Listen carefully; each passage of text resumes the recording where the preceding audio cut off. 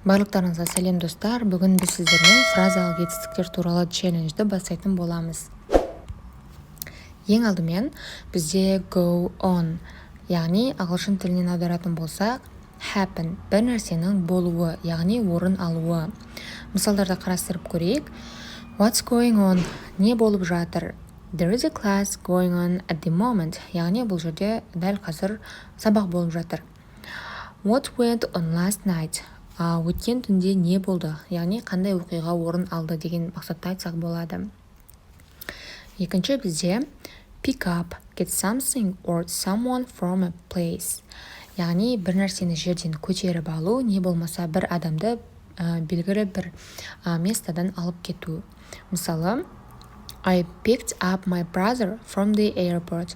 Мен ағамды аэропорттан алып кеттім. Please pick up some bread, яғни бірнеше нан ала кел деген мақсатта. Will you come and pick me up from work tonight? Сен маған келесің бе, және де мені бүгін түнде жұмыстан алып кетесің бе деген мағынада. Үшінші бізде come back, return to a place. The speaker is in that place. Яғни қайтадан келу деген мақсатта, яғни сол сөйлеуші адам сол местада болған кезде айтылады. Мысалы, She came back around 10 p.m. last night. Ол кеше сағат 10-дар шамасында қайтадан келді, яғни оралды. When will you come back from France? Сен Франциядан қашан келесің? Please come back. It's boring here without you. Өтінемін қайтадан кел. Бұл жерде сенсіз іш пыстырарлық, қызықсыз деген мағынада. Төртінші бізде come up with. Produce an idea, яғни сіздің ойыңызға бір идея келуі, бір нәрсені ойлап табуын come up with деген фразалық етістікте айтсақ болады. Мысалы, Julia came up with a great idea.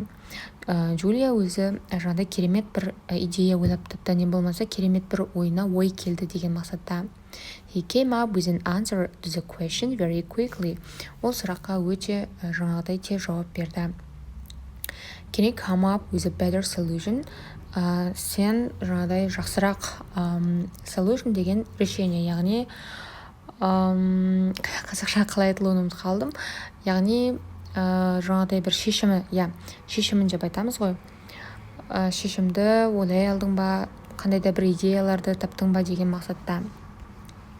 Соңғысы бізде go back, return to a place, the speaker isn't in that place, яғни оралу. Бұл бағанағы come back-қа ұқсайды, бірақ come back сол жерде спикер тұрған орын, ал бұл жерде go back жаңағыдай спикер тұрмаған орын. Яғни come back бізде бағана келу десек, go back оралу. Мысалы, he finished his work and went back to his flat.